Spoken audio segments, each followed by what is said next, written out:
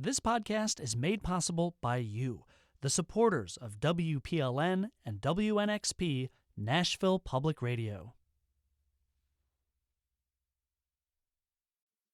This is the Nashvillager Podcast.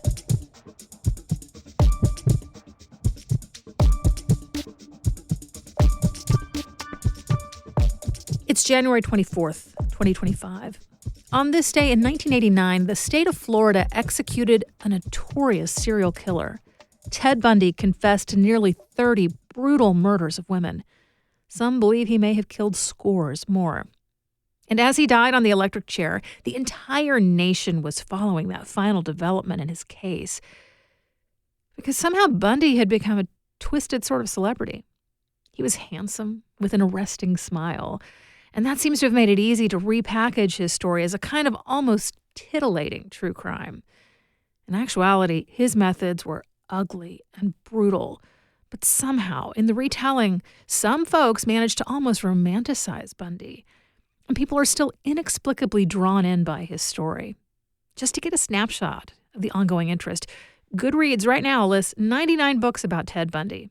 One of them has more than 40,000 five-star reviews. You probably recognized Ted Bundy's name as soon as I said it.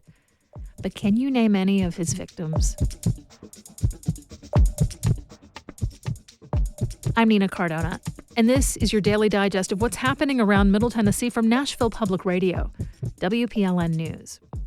We'll probably be talking for a while in our news coverage about Wednesday's fatal shooting at Antioch High School. In the newscast segment of this episode, I'll be sharing the latest developments in that ongoing story. But first, I wanted to talk for a moment about a general shift that's taken place since the days of Ted Bundy in the way that many journalists handle deadly attacks like murders and school shootings.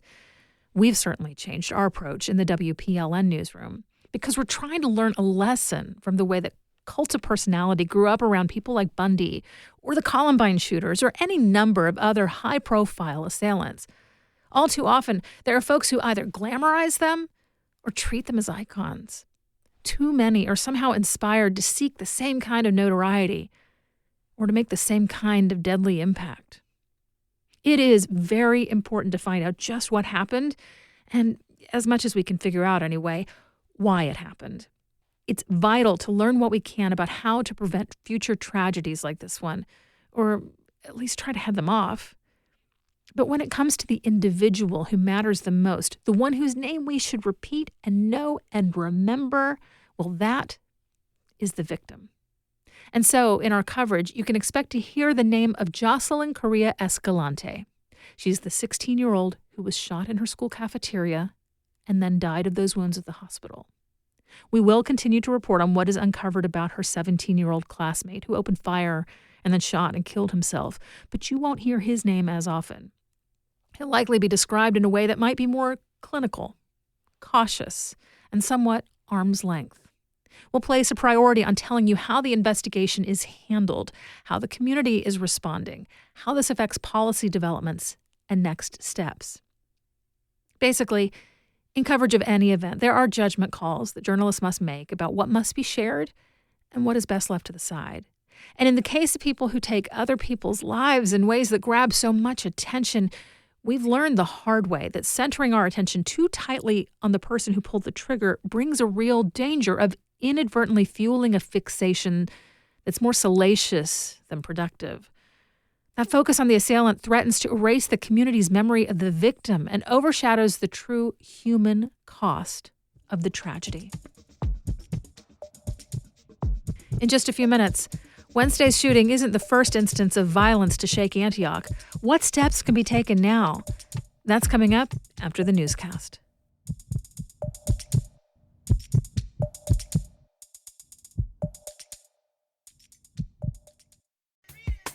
Nashville Public Radio is always here to keep you informed, whether it's the latest news or music you should check out. Every week, What Where Wednesdays shares the latest happenings taking place right here in Nashville by talking to members of our community, putting on events in your neighborhood and beyond. So tune in to What Were Wednesdays every Wednesday, and you can always find events at WNXP.org/events. Here's the latest from WPLN News. A memorial is growing at Antioch High School, and flags are flying at half-staff to honor 16-year-old Josselin Corea Escalante, the student fatally shot on Wednesday. She was 16 years old. She was a sophomore at Antioch High School, played soccer, and hoped one day to become a doctor. Escalante lost her life when a student opened fire in the cafeteria, killing her and injuring another student. The assailant then took his own life. La Hora newspaper in Guatemala reports that Escalante was born in 2008 in Guatemala. She moved to the U.S. at the age of 9 with her mother and younger brother. The family is planning to transport her body back to their home country, according to a GoFundMe post organized by a family member. That post reads, quote, "Her parents, hardworking members of the community, dedicated their lives to giving their children the opportunities they never had. Now their dream of seeing Josselin graduate and achieve her goals has been cruelly cut short," end quote. Thus far, police say they've not found a connection between the teen girl and the teen who opened fire. Metro Police say they're working with the FBI to investigate the ideological influences of the student who opened fire, a 17-year-old Antioch student who posted online often with extremist views. He fatally shot himself after shooting Escalante and injuring another student. He fired 10 shots in all in less than 20 seconds.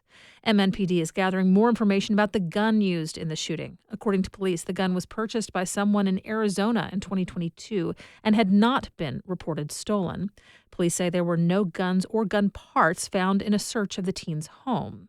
Officials, meanwhile, have addressed questions about weapon detection cameras in the school. The software did not alert on the teen's gun, which school leaders say was because of the distance and angle of the camera's view. The system did activate when law enforcement drew weapons later. Well, in the aftermath of the Antioch High School shooting, a local organization has begun raising money for victims. The Community Foundation of Middle Tennessee has activated its Nashville School Violence Support and Healing Fund. Dollars raised will go to the victims' families, those who were injured, as well as students and staff who experienced emotional trauma. Hal Cato, the Community Foundation's CEO, says the organization is following a playbook established after the Covenant School shooting in 2023. I had sincerely hoped after we had to do this less than 2 years ago at another school that we would not be back in this place talking about activating a fund like this, but here we are. For those wishing to donate, contributions can be made at cfmt.org/Nashville Healing. School threats have surfaced beyond Antioch High School this week. Nashville police say students at 3 other schools were arrested separately yesterday for threats of mass violence. These are an 11th grader at Knowledge Academy who was upset about a school policy and made a threatening reference to Antioch. A 12-year-old at DuPont Tyler Middle School charged for what police say was an online threat against Antioch and Hillsborough high schools. And a 6th grader at Apollo Middle charged with threatening to shoot classmates. The students will be charged through the juvenile court system. On Wednesday night, police also charged a McGavock High School 18-year-old who they say had a handgun in his backpack at the school gym. Nashville's Metro Council is urging the police department to do better at traffic enforcement. That's after pedestrian deaths have more than doubled over the last decade. Meanwhile, MNPD has had a 95% drop in traffic stops over the same period. But the legislation did not pass in its original form. Rather, a substitute was taken up instead. That's because the minority caucus, including Councilmember Quincy Toombs, expressed concern over MNPD's history of racially biased traffic stops. We did not want to go back to the times where MNPD was stopping 7.7 times the national average for traffic stops, when MNPD was stopping more black drivers than there were actually black residents of Nashville. The substituted legislation asks MNPD to improve its enforcement rather than increase it. It also requests that NDOT update its Neighborhood Streets traffic calming program. What's billed as the world's largest indoor toy train set display is moving to Tennessee. The attraction Entertainment Junction has been a staple in Cincinnati.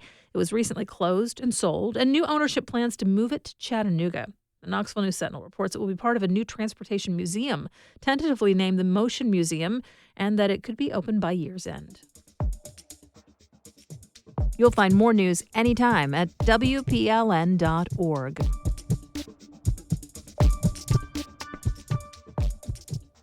Less than 2 years after the Covenant School shooting, Nashville is facing the aftermath of another, this time on a public school campus.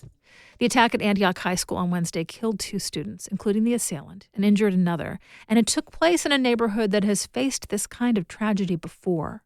with the movie theater attack in 2015, the Burnett Chapel shooting in 2017, the Waffle House shooting in 2018, and the Christmas Day bomber's home being searched in 2020, all in Antioch. On yesterday's episode of This is Nashville, host Khalil Ekalona spoke with WPLN's criminal justice reporter, Paige Flager, and the Southern Movement Committee's Erica Perry about how we got here and where we go next. In 2023, you reported that despite years of lobbying by gun control advocates, the state has slowly become probably the most gun-friendly state. Definitely one of the most gun-friendly states, for sure. Yeah. And I mean, I think 2012 is kind of a point to look at when it comes to guns and gun laws. You know, after the Sandy Hook school shooting, a lot of states started tightening their gun laws in order to prevent something like that from happening. But Tennessee actually was one of the states that courted gun manufacturers that wanted to move away from these states that were tightening their gun laws. And Tennessee said, come down here. We're going to, you know, the water is nice. We're going to keep making this a more Second Amendment friendly state. And over and over and over again, what we have seen over the last decade, more than a decade, is that tragedy strikes. And multiple times tragedy has struck in Antioch itself. And the legislature, the Republican-dominated legislature, does not address gun reform. And if anything, they pass things like permitless carry. They make it easier for more people to have guns in more places. And so you have these forces of advocates going back over and over and over again, trying to push for gun reform. You have a community that desires gun reform, and you have a legislature that will not budge. Now, Erica, I know you're experiencing a lot of heartbreak. The fact that this continues to happen over and over again. What are the people you know and the young people you work with? What are they saying about this latest tragedy? Folks are afraid. Young people are afraid, right? They're afraid to go to school, if I'm being honest. Educators are anxious. People are anxious right now and afraid. And I think the other piece of it that is important to name is that folks have been grieving the loss of life for far too long. Folks have been grieving the loss of classmates, you know, in their schools for far too long. And so I think that is also what's surfacing for people, that residual grief, and then that fear of like what it feels like to go to school and all that's going on. And so that's what we're hearing. That's what I'm hearing. That's what I'm experiencing. And I think if I can just say one more thing here is that what I'm also hearing from our folks is, you know, how do we stop the bleed? How do we stop this from happening again? And if I can be honest, our young people have told us what they need to be safe in their schools. They have told us what they need to be safe in their communities. And I just challenge us to honor that, honor those demands, honor their desire for safety. They have said they need mental health practitioners. You know, they need social services in their schools. They need restorative justice practitioners. And so as much as they need education, they need emotional learning. And that's a part of education. And so, you know, that's what I'm feeling. That's what I'm holding. That's what we're hearing from our people who are, you know, in school, who left school early, right? Because they were afraid. You can hear the full conversation in yesterday's episode of This is Nashville in the show's podcast feed or right now at our website, WPLN.org. And we do this roundup of Nashville news every weekday. Please consider subscribing on your favorite podcasting app. Thanks so much to all of you who've left 5 stars, a thumbs up, or a review in your app of choice. A little bit of love really does tell the algorithms that more people should hear about us. And of course, everything at WPLN News is listener supported. You can make a donation at WPLN.org. And that's it for today. Thanks so much for listening. Let's make this day a good one, and we'll catch back up next week.